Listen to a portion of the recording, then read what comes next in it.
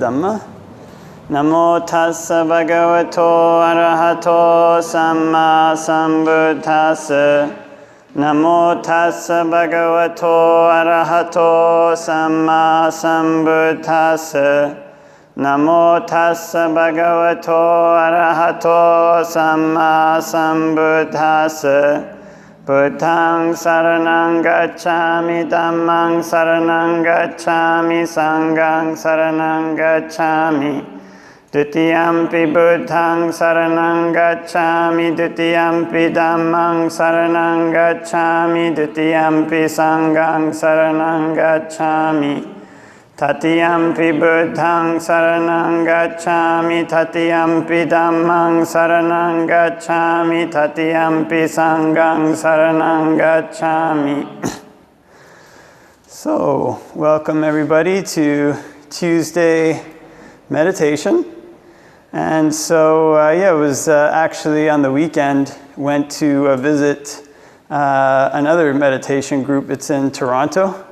And it's called TBC. It's kind of the Theravada Buddhist community. And it was actually the first place I encountered Theravada Buddhism. It's kind of this type of Buddhism that we do at the temple here. Type of Buddhism, it's in Sri Lanka and Thailand, Laos, Cambodia, parts of Vietnam, and parts of India too. So it's kind of this called the Southern School of Buddhism. And before that was part of I guess you'd call the Eastern School of Buddhism, kind of the Zen school, which came up the Silk Road with Bodhidharma, he went to a temple that was called Shaolin in China. He was a prince of a province in India near Tamil Nadu. It's kind of, I don't remember what the actual, I think he was a prince of like a city-state. It was called Kanchipuram. And he went up to China and taught the monks the kind of Ayurvedic exercises. My friend is an Indian. He said that we get the Ayurvedic healing part here, but the Ayurvedic clinics in India, they have two sides. They've got a side that's healing, and then they've also got a side where they can hurt. So the same people will run like an Ayurvedic clinic in the day, or one part of the day, and they'll run like this martial arts clinic in the other part. And it's like this pressure point thing where you like put you touch people's, you kind of touch their neck and they'll be, all seized up or whatever. It's kind of, anyways, the prince of that province went northeast and went to Shaolin Monastery, and the monks there were always nodding in their meditation.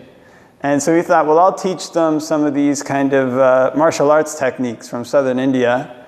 And he did. And then somehow it became like this movement in China where like all these monasteries started practicing martial arts. They had like a really intense martial arts training. And it's for that reason that as a monk, people always think you know Kung Fu. So wherever you go, it's like one of the two questions you get, are you a monk? Yeah, okay, yeah, oh yeah. Where's the temple? Okay, it's here. And then eventually the conversation rolls around and it's like, oh, so you know Kung Fu, eh? Actually, most monks don't know Kung Fu, but I think, are a little bit grateful to the Shaolin monks because people don't tend to try to attack monks, no matter how thin and wimpy you might look, because they think you know Kung Fu, But in any event, came from this Zen temple to this group, TBC. And it was there that first met the monk. They were opening up this monastery, which was the monastery where eventually went to ordain. And it's kind of a nice group of people. And was telling them that before I before I arrived that day, the previous day, was doing these kind of exercises, various kind of exercises. And I had this kind of trying to like strengthen up this area of my neck. I've sometimes have had like a recurring kind of neck issue for many years, nothing big, no big deal. But anyways, as I was doing these exercises, all of a sudden my neck just seized. It's kind of, and then you're kind of going around like this. But thankfully, they have this kind of new invention that I didn't, never used before, but I've been suggested by my mother. It's kind of this like roller. It looks like a rolling pin, and it has all these kind of like blunt knobs on it. And I never kind of used one before, but anyways, you just get to using that thing and it just releases tension. It's like a meat pulverizer. You kind of, all your tension, you can feel it after you've kind of used this thing, your tension goes away. And then, you'll work on one area, work on one area, it feels, okay, the tension just released a bit, okay, and then the tension moves to another area. And you kind of work on that area, oh, okay, the tension's released, and it moves, it keeps moving. And then eventually you can kind of, maybe you can guess a pattern of where the tension is. In this case, it kind of would run, up my neck and like down my shoulder and like down the rib cage to the hip and then down the hip this side.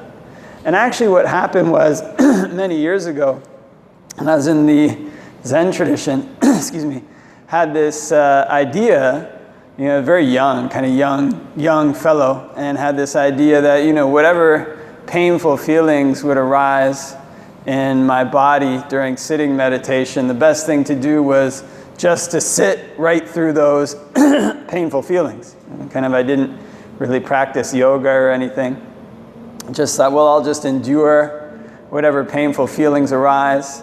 And also I was very bad at sitting on the floor. So there's a photo at that temple, like when I first went, and we all they take group photos sometimes, and everybody's sitting on the floor, and then I'm sitting there and my knees are like this, kind of cross-legged, because they wouldn't go down.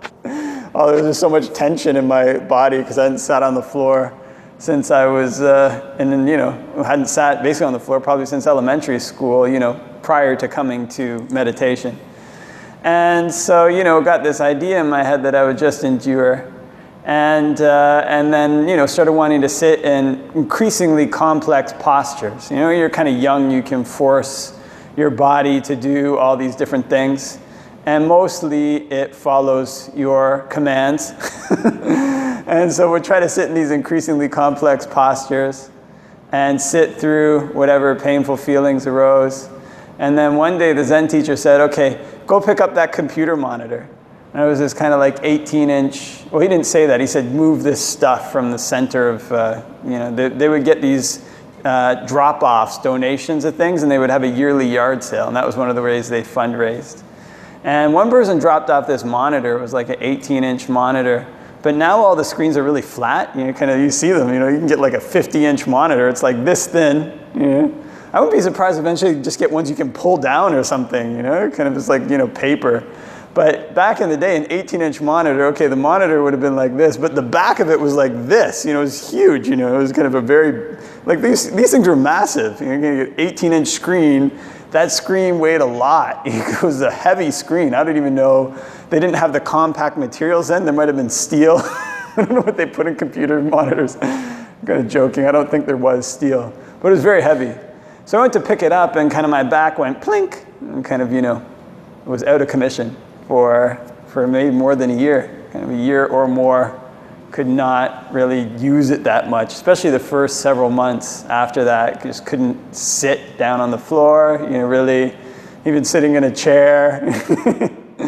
And it just took years and years. And finally, eventually, I was able to sit on the floor and didn't notice any pain from sitting on the floor from this injury.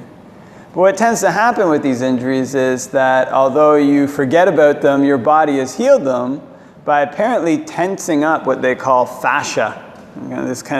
There's this membrane system that goes through the body. You got all your bones and muscles. But on top of that, there's these kind of membranes, apparently. And these membranes, your body will harden them, if it wants to, kind of maybe harden them around an injury.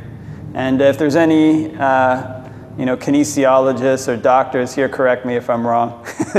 But anyways, when it hardens around these injuries, it's a good thing because then the injury can heal. But what can happen is it pulls other elements of the body out of place. So eventually you get the suspicion when you have these neck troubles. Wait a minute, I think these neck troubles might be related to this hip injury. You kind of get in there, you start rolling, you're kind of, over the years or whatever, you're rolling.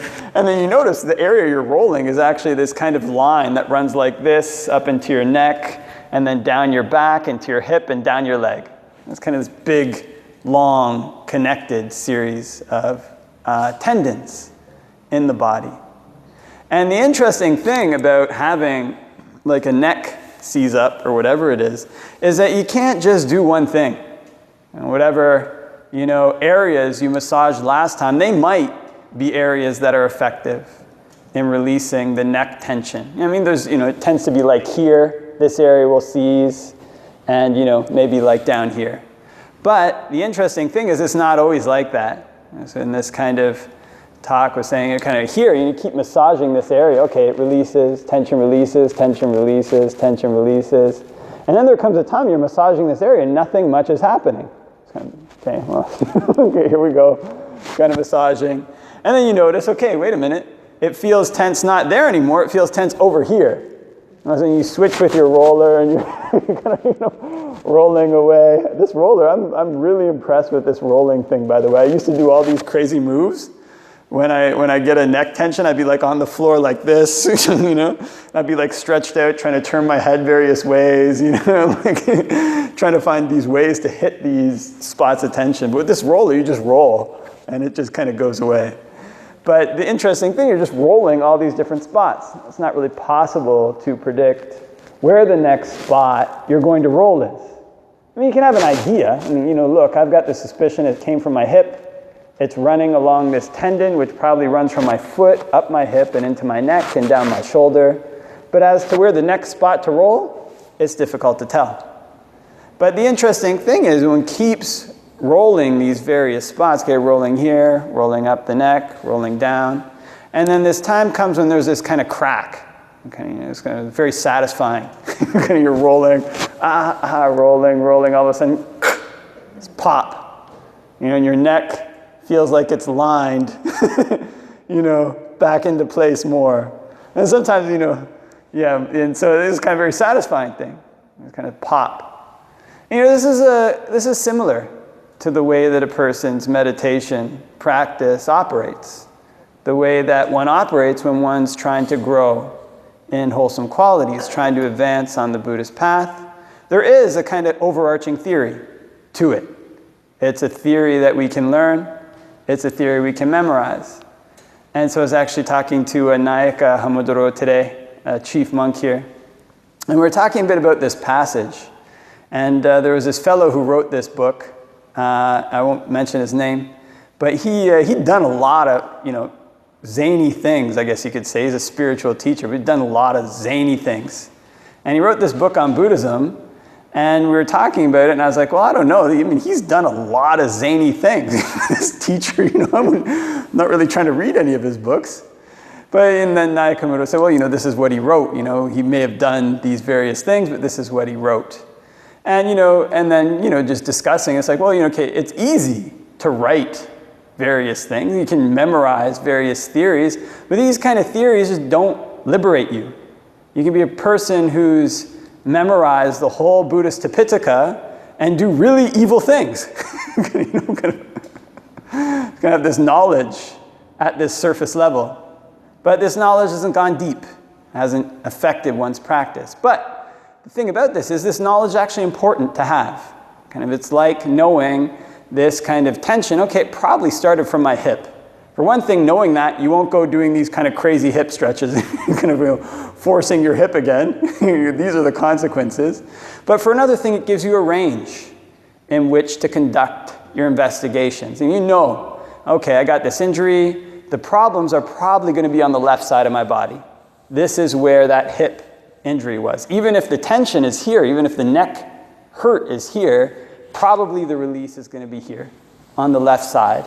And it's probably either going to be at the shoulder or at the hip. Those seem to be the two nexuses of tension.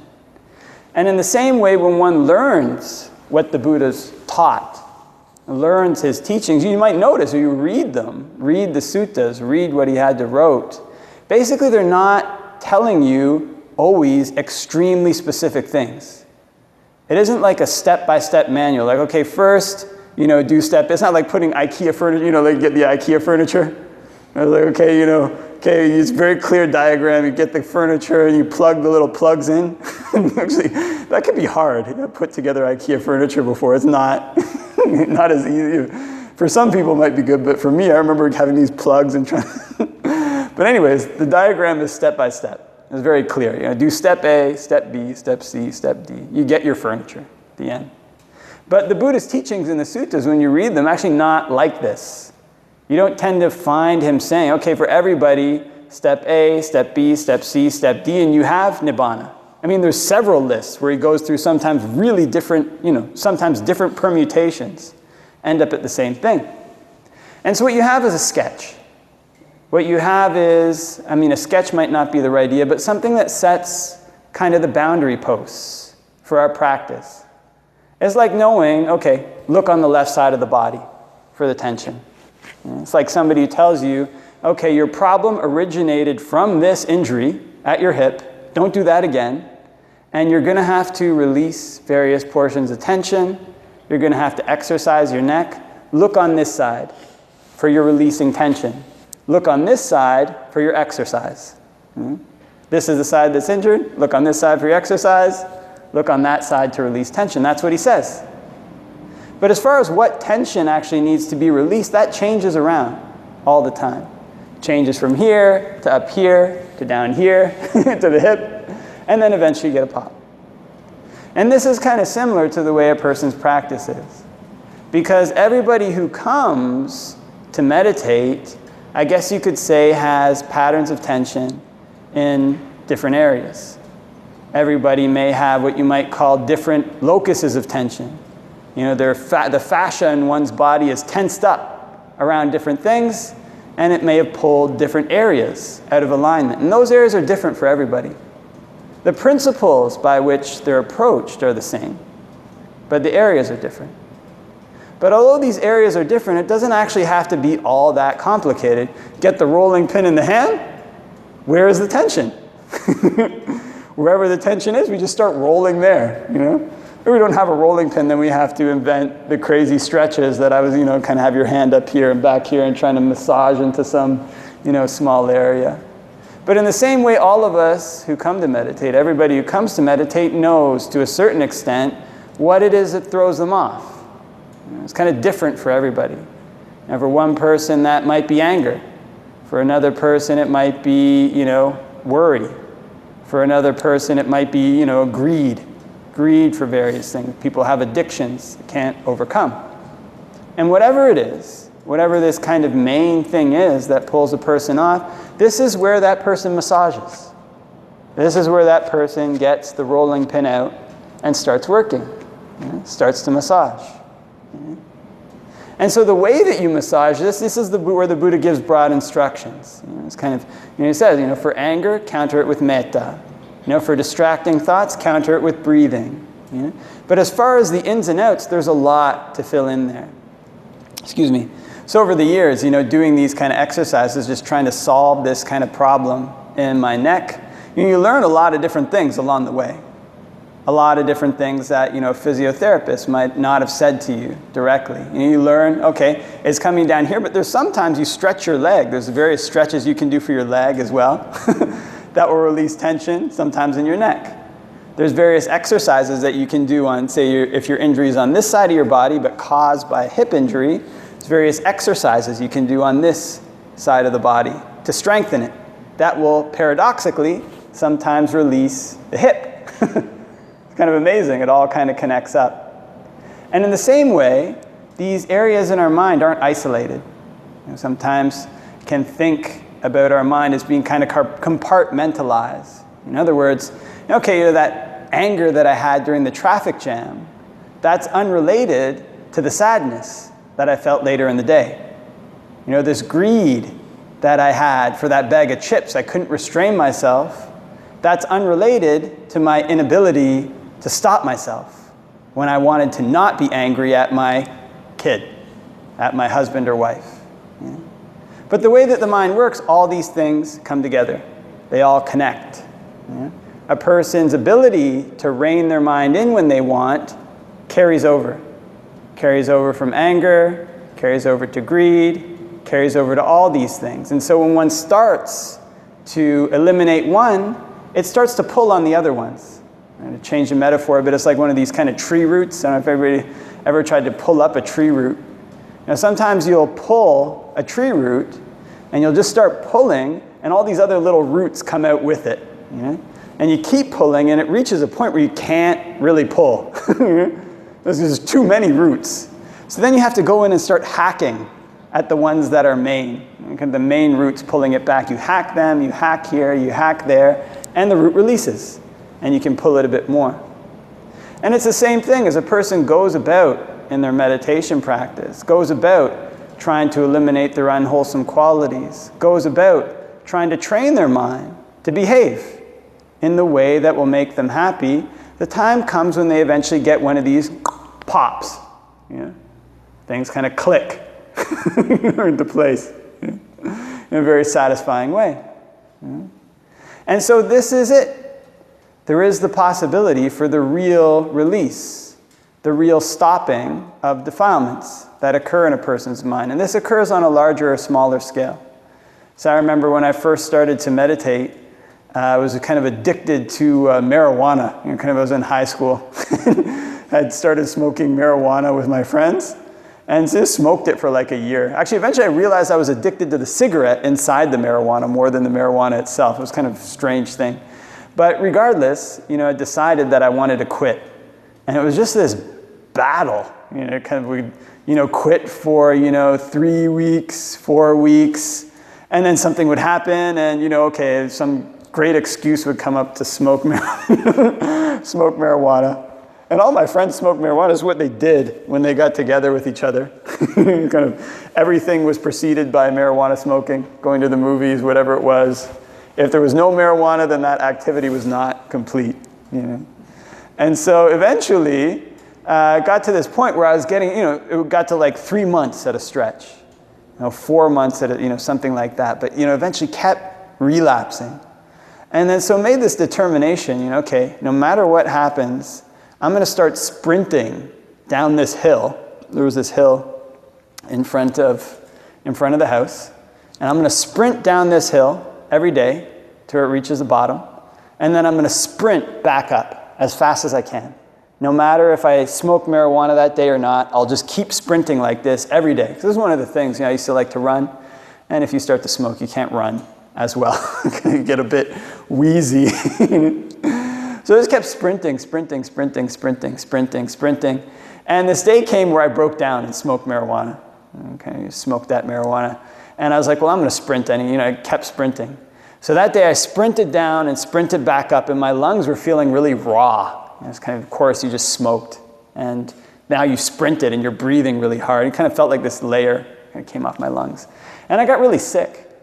Got this kind of like chest infection. And it lasted for like a week. And after the chest infection was gone, this kind of maybe insight popped up. This is what happens when you smoke marijuana. You get sick. And that was it. After that, most of marijuana's hold over me was gone. And that's just kind of insight. This is kind of the funny thing about the way these clicks in a person's neck, in a person's practice happen. They're going to happen sometimes at unexpected times. They happen after a long period of effort. This is a thing. These things that cloud and obscure our mind, that make us suffer, are tenacious. They're tenacious not because they're so evil and disgusting we can't stand them. These things are tenacious because they're so attractive that we fall in love with them, that they become part of our life. Same way this kind of marijuana it's disgusting, it's bad. It's difficult to quit because you fall in love with marijuana. It becomes part of your life. In the same way, anger becomes part of a person's life. Greed becomes part of a person's life. Delusion becomes part of a person's life.